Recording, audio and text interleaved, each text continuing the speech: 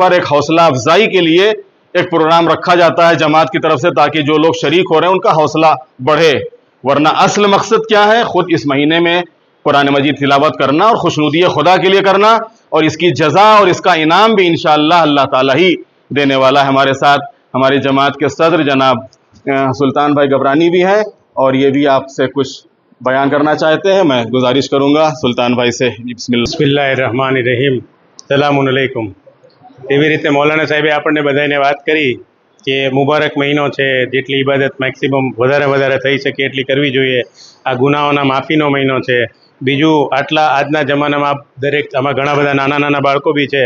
મોબાઈલથી 2-5 વર્ષના બાળકો બી મોબાઈલથી ને સોશિયલ મીડિયાથી એટલા બધા નજીક છે, છતાં પણ આજે મને એવું બહુ ખુશી થાય છે કે આટલા નાના બાળકો કુરાનખાનીમાં આવે છે, આટલું સરસ રીતે 1-1.5 કલાક અહીંયા આપણે કુરાન પઢીએ છીએ, ફોકસ કરીએ છીએ, મોબાઈલને દૂર રાખીએ છીએ.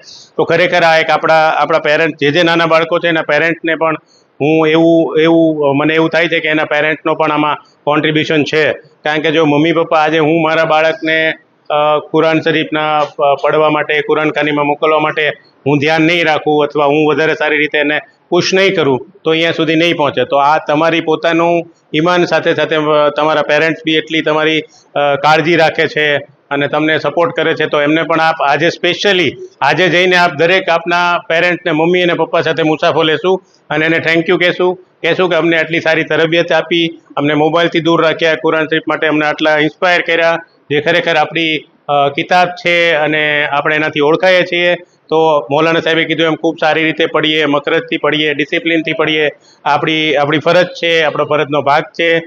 ડિસિપ્લિનથી બેસીએ. આ સિવાય કંઈ પણ તમને બીજી જરૂરિયાત હોય તો નાઝીમ સાહેબને આપ વાત કરી શકો છો કે ભાઈ અમારા પાસે, અથવા બીજી કોઈ પણ વસ્તુની તમને જરૂરિયાત હોય તો અમારી ટીમ પણ અહીંયા છે. જીશાનભાઈ બી રેગ્યુલર હોય છે.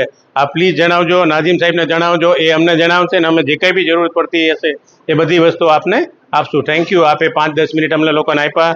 આપની કુરાન શરીફ કહાની વચ્ચે થોડી ખલેલ બી થઈ તો માફી ચાહીએ છીએ, પણ આ જેટલી બી મૌલાના સાહેબે વાત કરી છે એ ખાસ નજરમાં રહેશું ને એને આપણે એ રીતે ઇમ્પ્લિમેન્ટ કરશું અને આપણે ઇમ્પ્રૂવ કરશું. Thank you. ખુદા હાફિઝ.